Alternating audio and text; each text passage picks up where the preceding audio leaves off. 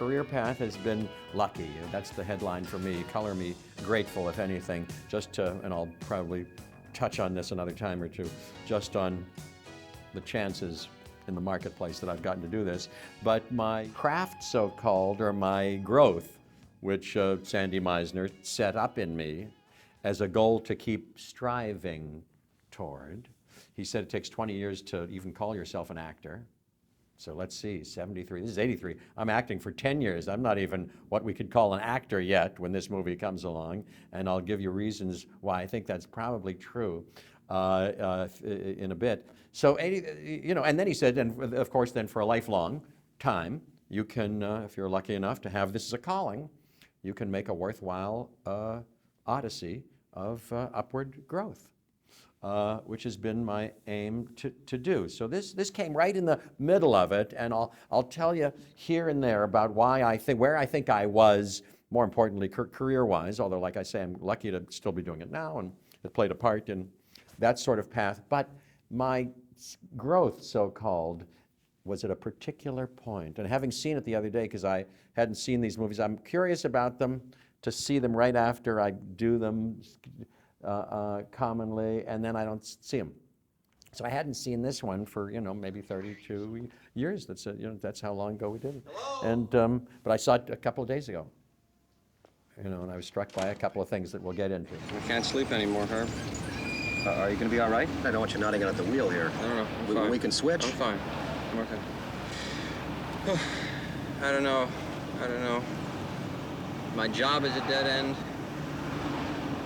I feel weird, like I'm from another planet or something.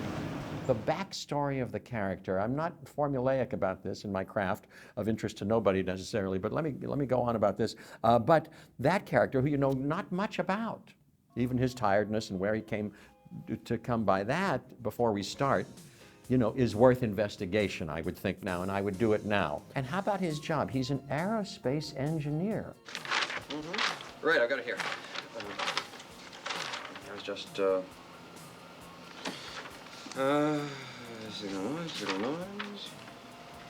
to noise, 5.3 dB.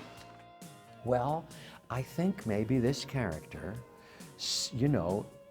being formative around the Kennedy administration and his great declaration declaration of leadership, where he said in the next 10 years we're going to go to the moon. I think I must have, Ed Oken, as a kid, been inflamed by that and probably went off into this career path. And somehow now in the Reagan administration years, this is 80, it's supposed to be in the current times, we're in the Reagan administration. Well, whatever you may say, Reagan is a different fella than John F. Kennedy, in Ed Oken's view, I think. And something has happened to my dreams and wishes and my passions that have left me feeling betrayed, even before I find out that my wife is with this other guy. Whence comes my sleeplessness? I think not just from something biochemical. I think I'm in a deep spiritual, psychological condition of haunted, on the inside, maybe just subtly on the outside, expressed, or mysteriously, obliquely expressed on the outside, but on the inside, powerfully, existentially troubled. And so that's already different than I think what Ed Oken of the Jeff Goldblum of 32 years ago was realizing, investigating, and trying to do. No, all right, okay, fine. I'll tell you the truth. Diana's CIA, I'm on Her Majesty's Secret Service. We've got the place surrounded.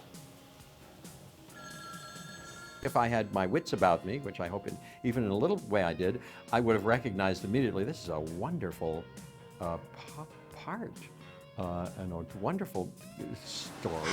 This is the phone number to the payphone in the ladies' room. Give it only to Hamid. And then the whole script, I think it described what we see there finally, pretty much. Funny noir. And there again, I probably didn't know enough to appreciated in the way that I might have, not because it takes a kind of a knowledge of noir movies. Hey! Man, you're no cop, I know that. Who the fuck are you? What do you want? I'm just trying to help somebody. Listen, I don't need this shit. Tell Mr. Marathi, wherever he is, that one of his friends is in deep trouble. I'm going now. Hold on. I'll go get him.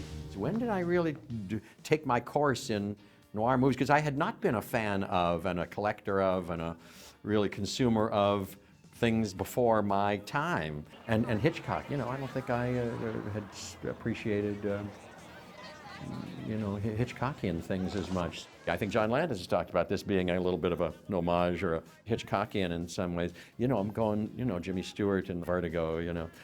What's going on? What the heck? Can you imagine? It is like Vertigo, isn't it?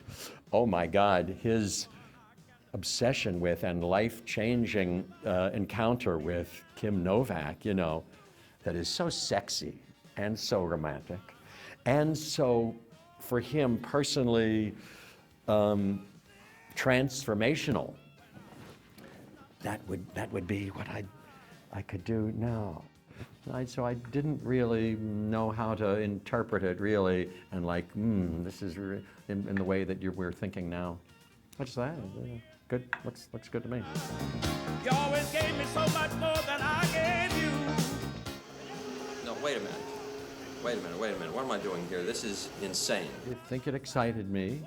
You know, it excited me. Did it scare me?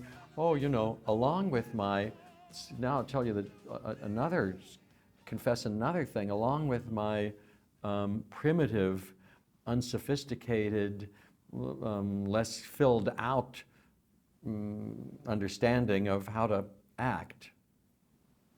I think I was also generally had a seasoning of, at least, generally a little trepidation. Which was not unearned, you know, uncoincidental. You know, if you don't know what you're doing exactly, if you go, you know, I think this is maybe a little over my head, which I could now say that it might have been, or just at the level of which I could handle. But you know, I certainly didn't have the confidence of, I know what to do with this. I got this. Thank good. You know, if only I had been another type or something, been armed with what I know now, and gone, oh boy, this is what I've been waiting for. Wait a minute. Big shot, huh? You got a gun, now what?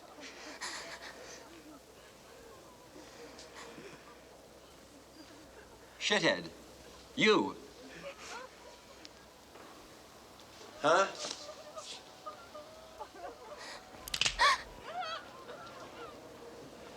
Maniac. I could do a million things with this. I didn't have any such thing. I had like, that's big, okay, you know, kind of a stupid thing, but probably a little hidden, masked trepidation also, and anxiety that added to my inability to fully consume it. Where are you going? To get a taxi. I've had enough No, excitement. this is for Los one night. Angeles. There aren't any taxis. I'll call one. I'll call one for you too. There isn't time. I'm in a lot of trouble. No, I'm the one who's in trouble now. It was my car they towed away.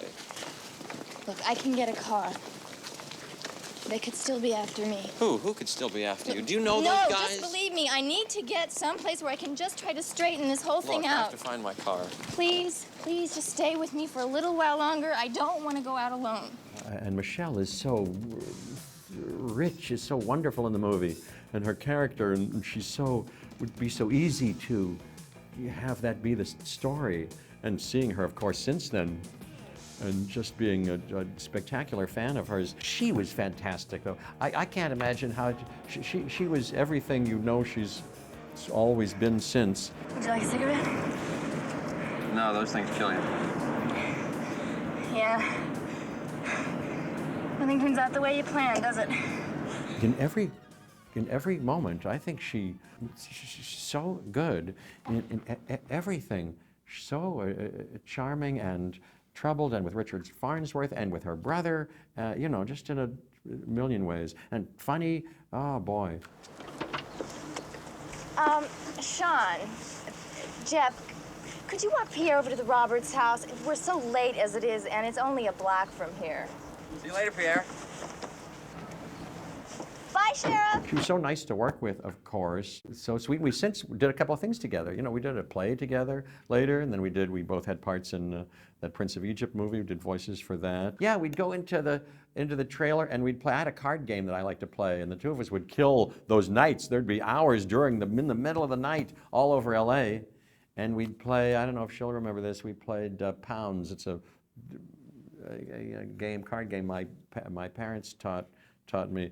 Where it's solitaire. It's probably poetical and metaphorical too. It's coincidental, simultaneous solitaire, where we each have our own decks and we're playing against each other. She was so good. It was so fun. I liked playing with her. And then when she'd win, she would go something like that. It was very, something. Yeah, she was something. She was very sweet. She's just spectacular. Please don't ask me anything now, okay? You mind if I ask your name? Diana. Like Princess Diana. It was okay, the process of shooting so many nights. I forget how many weeks John told you, or you know, but we were out of a, 3-month shoot or 2.5-month shoot. We were, besides a couple of weeks probably, all night long, every night. Well, I was a stickler then as I am now probably. I am now. I probably was then for, a good night's sleep. Well, at least we're not dead. Maybe we are, we just don't know it. When you die, you don't go to a Ramada Inn. How do you know? I was rugged enough, and certainly conscientious enough. I was always thrilled and privileged to be doing it. So the last thing on my mind was, what a pain in the ass this is. I was always thrilled to be. Nights, sure. Days, whatever. Wherever you want, it's fine with me. I was not persnickety about my comfort, or my sandwiches like in Spinal Tap. This bread, it doesn't fit, ABC 79, Los Angeles. Let's talk about locations of this movie. Los Angeles is a mighty interesting place. I know there's a snobbish sensibility which says, it's not a real city like San Francisco or New York, and there are a lot of nicer cities. But Werner Herzog, whom you know very well, I know, says, and I even heard him say this. I think he said it to me. He said, I don't do a Werner Herzog impersonation, just bad German impersonation. He says, I moved here I wanted to move in America to the most interesting city, Los Angeles. Los Angeles to me is the most interesting city, whatever he meant. And that's Werner Herzog. So, it's nothing to sneeze at. Los Angeles is an interesting, mysterious, beautiful place where magical things can occur. Don't you agree? I do. Sorry. Ships, which was then a 24-hour open coffee shop where there's that delightful scene with Amy Heckerling, by the way. Thanks, Amy. Who did Fast Times at Ridgemont High, along with other things. She's a delightful woman. I loved meeting her, and Michelle and I are eating the ice cream sundae. She says, this works. I go, yeah, this works. We're having a, I'd like to do that scene again. It's a nice scene. But yeah, that's Ships. And my wife and I sometimes pass that. I said, I think we shot a scene there. Not remembering which movie it was. Oh yeah, but it was Into the Night. We shot a scene there. Now I think it's boarded up or is used only for shooting, for location shoots.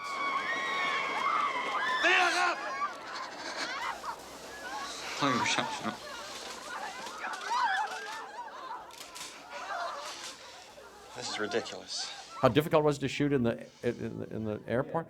I don't remember having any difficulty. As you said, now would be a different time. You might not even be able to do that with all that rough stuff, and fake blood and rough stuff.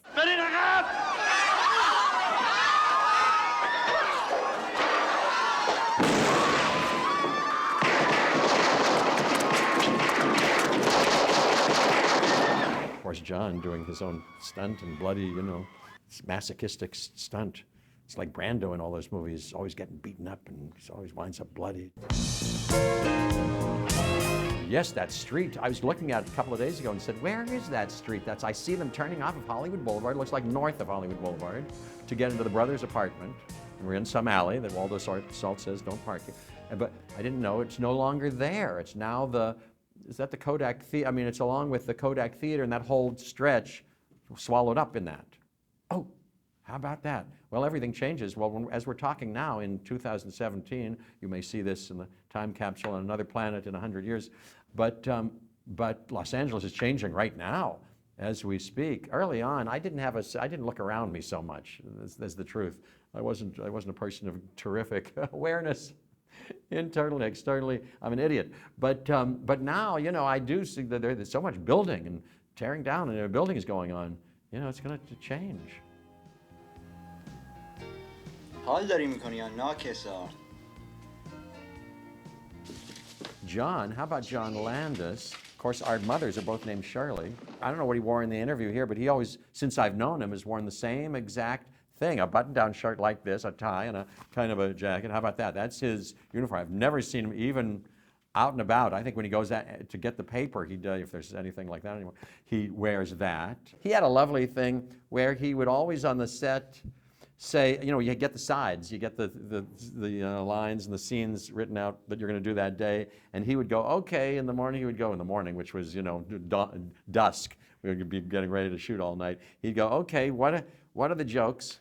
What are the jokes? Of course, they're not jokes necessarily. There's some jokes, but the jokes are the lines. Isn't that interesting? I've never heard another director say, let me see the jokes. Give me the jokes. I like that. I think that's kind of kooky. I kind of like that. Yes, baby. There's a lot I've been wanting to talk to you about. You've been real good to me, you know. A lot of things I should have said, but I'm going to say them now. B.B. King. B.B. King, she's, you know, the great B.B. King, another great who is involved in this movie. And I love his song, Enter the Night, and you hear Lucille play. Well, you probably know, and John may have talked about it, are the videos that he directed. That one day with Michelle was in one of them playing, kind of faking playing a horn, looking beautiful and stylish. And I myself played piano, learned the piano parts to these couple of songs. We played Wait Till the Midnight Hour and Into the Night, the song that he wrote for this theme. And Eddie Murphy played drums on one of them. We were later going to do a movie together, Holy Man. But on this day, I think I only first just met him, and he goes, Jeff Goldblum, yeah, you sweat a lot. Do you drink? No, I'm just excited. I think I'm just enjoying the music. I think I was sweating. He said, yeah, you sweat a lot. Sure you don't drink?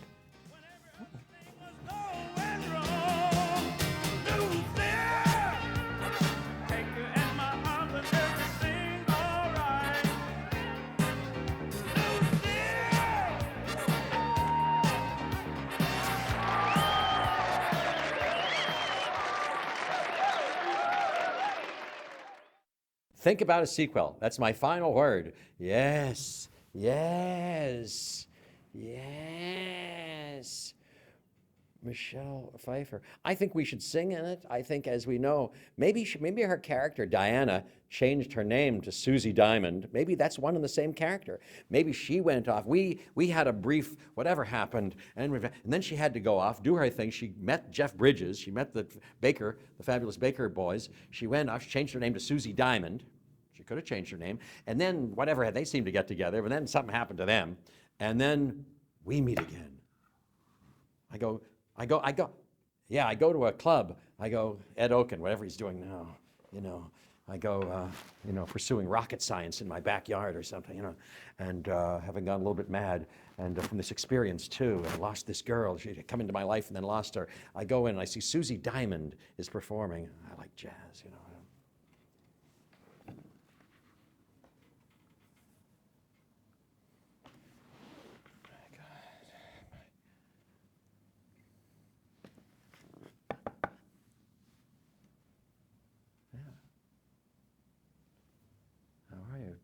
Susie? Diana? And therein hangs the tale. Then we go off. I say, you know, I play a bit of piano myself. I love the way you sing. I never knew you sang. Then we go off and we play and sing and do something. It's nothing of an idea, but I don't know. It's not. It's nothing. Get Jack Nicholson for it, or Gene Hackman, Jamie Lee Curtis.